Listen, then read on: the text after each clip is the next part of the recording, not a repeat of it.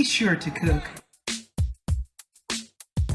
Today we're going to be doing meatball subs, but we're going to do everything homemade. Now I'm going to add a little Creole seasoning inside of there. I'm going to give this a great stir. Look at that, guys. I am good to go. I hear me. Yes. Oh my God, that is wonderful. So that was about 4 to 5.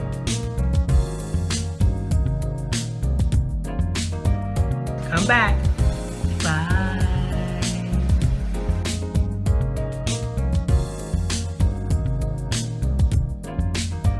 Welcome back to another episode of Be Sure to Cook. Today we making baked tuna casserole. So stay tuned and let's do this. Okay, I am wiping off my tuna, cans of tuna that I've already washed, and I'm making sure that I rinse off all the water off this. Now, you can use any type of tuna you want. Today I'm just using a regular old can of tuna, but the can is not water, it's with oil. Most people put, a little butter into their tuna casserole. You don't have to do that if you use tuna with olive oil, and that's what I'm using. I'm using a tuna with olive oil, and I'm going to open up about 5 regular 15 ounce cans of tuna. No, it is a 4.5 ounce can of tuna, and I'm going to open that up, and it's got olive oil in it, and I love that. And I'm going to put everything into it. I'm not going to drain it. Okay, that was a boopsie. I'm not going to strain it or anything. I'm just going to dump everything in. I'm going to open all the cans and I'm going to dump it all into a bowl with oil and all. And if it gets too much oil, you don't have to use every can with oil if you feel like it's too much oil. Sometimes the oil can be overwhelming. So put as much as you want in there. See, this is so simple and so easy. And I always, like when my husband takes out the garbage, I always want to put these in a garbage bag or just a regular old paper bag or, your store-bought bag. Just save one and put all your stuff in here so nobody don't have to cut their hand. So I'm just taking all this out. I mean, you can do it your way. That's the way I do it. I'm taking all this out, just going to let it here. I'm not going to smash it, stir it up and down because I want those chunks of tuna. So let's put all the cans in here and let's get back with it. So this is the tuna that I just opened up all the cans. I use about 5 cans of tuna and it's oil. Now you probably say that is a lot of oil, but actually I'm going to be using noodles, and the noodles going to have some type of, flavor, moistness or whatever instead of being dry. And this is it's olive oil, so it's not going to hurt you. So a can of olive oil, or you can reduce the cans, use 2 or 3 of the cans of olive oil and then, drain the rest. So I'm going to be using I'm putting it in a bowl. You can use as many as noodles. So I'm using 4 cups of wide noodles. And I say 4 cups is a pretty good noodle. It's pretty good. So, because it's going to expand. It's going to be a big bowl of this. And I'm putting a big baking dish. So 4 cups of dry pasta noodles to boil in water. And we got our water on the stove boiling. So I got about 5 cups of water to 4 cups of noodles. That'd be great. Or, just fill it up till the water is over the noodles. Okay, it's a light simmer. So I'm going to go ahead and add those noodles to that hot boiling water. Okay, like I was saying, do you see how the 5 cups of water go great with the noodles? And then I'm just going to stir that in there. And I'm just going to let that come to a boil.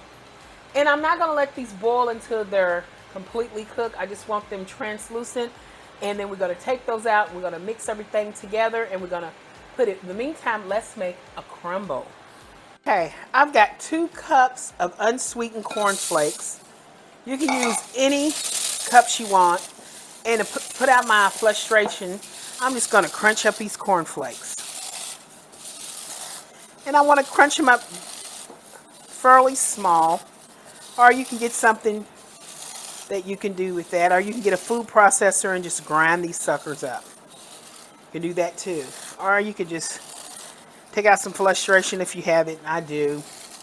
You know how some days seems like everything goes wrong and you're like, oh my God, no matter what you do, it's just something's not working out right. And you're like, oh my God, what is going on? Well, today is one of those days where no matter what I do, it's just not right. And I have to do it all over again or do stuff. And today was a bad day. But that's okay because you got to just deal with it, cope with it, and keep on going. So just deal with me. Please cope with me. I'm a little frustrated, but it's all me. It's just one of those days. You know how you get up and you go, oh, I want something great to eat. And you go out and every time you get something or you make something, it just don't work out. That's the way I feel today. Okay, so I've crunched this up, and you want them small because this is going to be like a crumble. And there you got it. So in this crumble, I'm going to add some Mrs. Dash to this and some pepper. Well, Mrs. Dash has got a lot of pepper in it. So I'm going to add some Mrs. Dash. I'm going to sprinkle some Mrs. Dash in there. You know, because we need flavor. And flavor's the way to go. And I'm using my, you know, got to get some flavor in there. And it's in there, sprinkled in there. Okay, so now what we're going to do is we're going to use some good old cheese to go with this also, guys. So we're going to use about half cup of cheddar. Well, this is like, it's cheddar Monterey Jack cheese, and it's already sliced. You can pre-do it yourself if you want, if you got blocks of it. Wow, that's some big old cheese, ain't it? Somebody just wanted to slice that all fat. All right.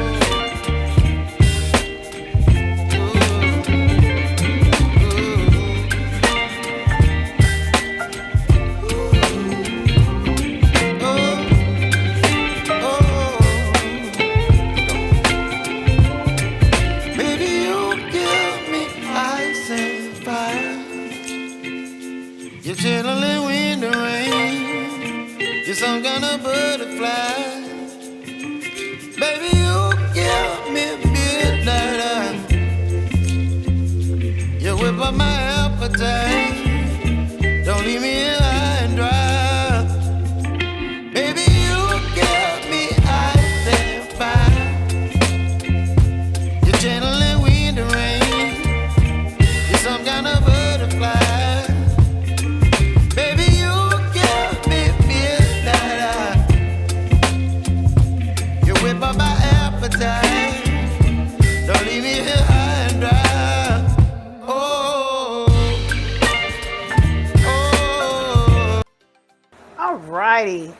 So this has been sitting out of the oven for about 25 minutes to make sure it cools down and calms down, because it was just bubbling away.